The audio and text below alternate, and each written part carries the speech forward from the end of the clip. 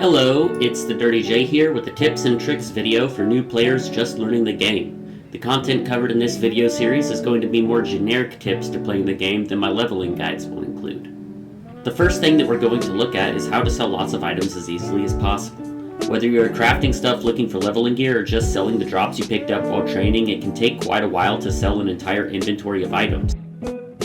So once you open up the sell dialog with Grindel Macquarie, you need to position it wherever you like. I like mine on the left side. When you click sell, it brings up all your items. So you can see the first item in my inventory is this plain stone ring of enlightenment. There's one of them, so that's perfect. So for one item, what we're going to do is we're going to click it and it's going to bring up a new dialog box. And the whole point is that what we're going to do is we're going to move the dialog box so that the sell button is right in the middle here, or whatever's comfortable for you, so that when I click, I can just click sell again.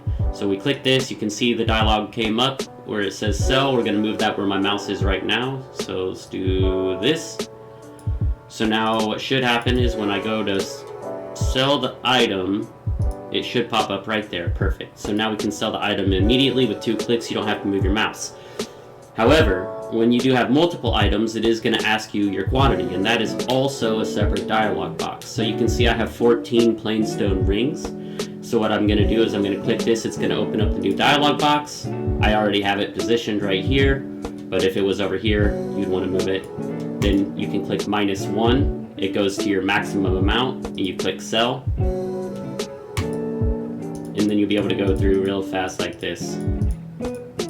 So every time it's 1, it sells immediately, and if there's multiple, you just have to click -1 down to sell and then back up to the same spot. It's going to be a lot faster to be able to sell all your items. You'll be able to get back to training a lot quicker. And the next thing that we're going to be looking at is going to be the /wiki command. So there is a Yugen Saga Wiki. It doesn't necessarily have the most information on it yet, so if you are looking to help do something with the game, this is something that you can help update. However, I'm not going to preach to do that right now. The whole point is that this is to show that you can actually type /wiki and then whatever you want, and it will automatically search it up on the wiki for you. So let's say that you are level 43 and you want to kill the punchy boss. So you're wondering what's up with that. You can type /wiki punchy, press enter, and it will automatically search on the wiki for it. So you can see we got punchy. Here's stuff about the boss. Some pages are more helpful than others, but it's just a quick way to look stuff up. I also just wanted to throw out there that /wiki space commands will bring up a command list that is currently in the game. It doesn't always have every single one, but generally they get added pretty quickly. This will just let you know all the different commands that you can type in the game to do something.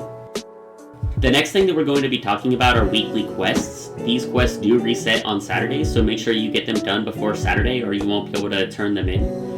They can be found at the Adventurers Guild in Patreon, which if you don't know how to get to, should be explained if you follow the main quest line. I also do have a guide on how to level up between levels 5 to 20 that describes how to get here, but it is pretty self-explanatory, so I'm going to assume that you know how to get here. When you do get here, the weekly quest board can be clicked on twice to show you your weekly quests. You can also open up your quest log to see the different quests that you have. Any of them that are yellow that have the word bounty are going to be the ones that you need to complete. There's 2 different types as well. So you can see this first one says Mossback and Escar Gore. Kill Mossback, kill Escar Gore. 1 time each. These are 2 different bosses. You kill both bosses, you come back, you get the credit, you get experience. The other type is going to be kill more of whatever type of mob. So you can see in the Aether Deserts, I can go kill 200 stone tortoises. You killed the 200, you come back, you turn it in for experience. However, 4 quests.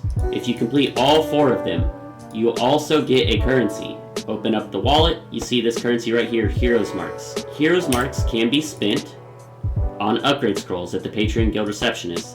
These are very, very good, but you do need to complete multiple weeks to get some of the better benefits. So you can see there's 5 different types of scrolls. We have the poor, the common, the fine, rare, and epic. The name of the scroll is the level of gear it upgrades, and it upgrades it to the next tier higher. So if you have a poor equipment item, you can use a poor upgrade scroll to make it to a common item. Obviously, going from an epic to a legendary is going to be what most people try to save these up for.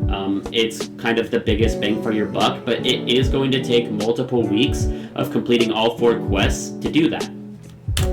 You used to be able to complete it on multiple characters to get it, but it is now only once per account. So basically, if you have like 5 different characters, you can complete your weekly quests on one character or a different character. It doesn't really matter. As long as 4 quests are completed on the same character, you'll be able to get the access to the heroes marks for that week, and you'll start to be able to save up. I do also recommend you trying to save these for as long as possible for another reason, in that you will be replacing your gear quite often at lower levels. So the longer that you can hold on to these marks, the longer you'll be able to continue to use that piece of gear, because you're not out-leveling content very quickly.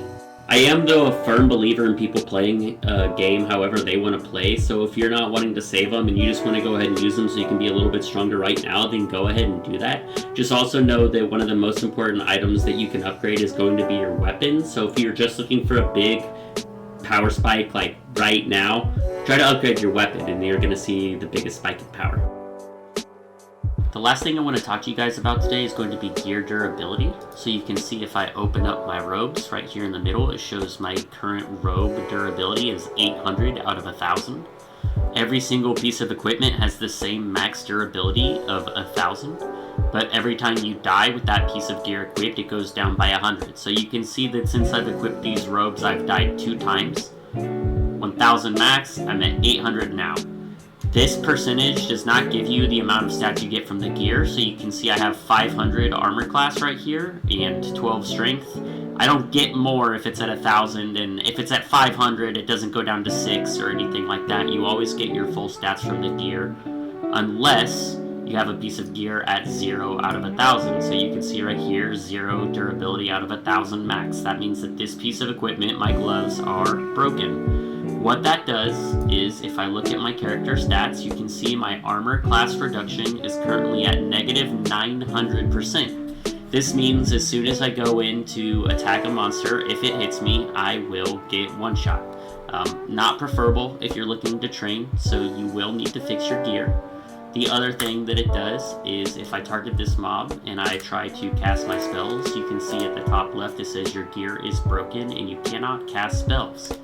So you'll notice pretty fast, and that's actually why I wanted to put this in this video, is a lot of times I have people who will be asking in broadcasts, hey, why can't I cast my spells right now? And it's almost always this, because I don't know that it's necessarily explained the best anywhere, but just make sure if you cannot cast spells, you come in and check where your durability is at.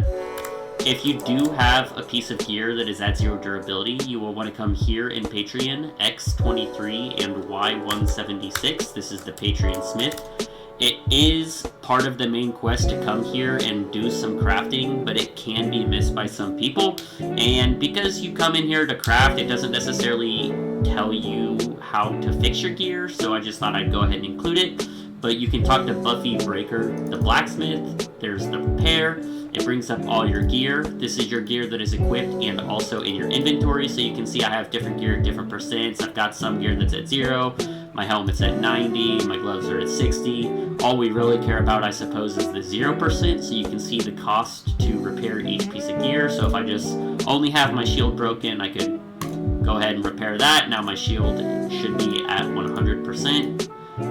My other gear is still where it is. Whenever I come in here, I pretty much always just repair all my gear. It's going to be a lot better. That way, if you do have a piece at 10% or whatever, you're just one death away from having to fix that gear anyway. Although if you are low on gold, you might want to do it the other way. So I repair all my gear. If I open up my character stats, you can now see my armor class reduction percent shows 56%.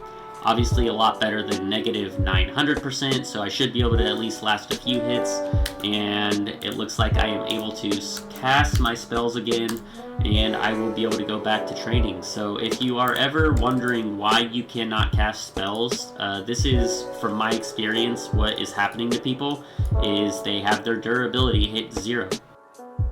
That's all of the tips that I'm going to be putting in this video, but if there is anything that people can think of that they are currently or have struggled with in the past, just let me know what they are in the comments and I can do my best to either answer those questions now or explain them in future videos.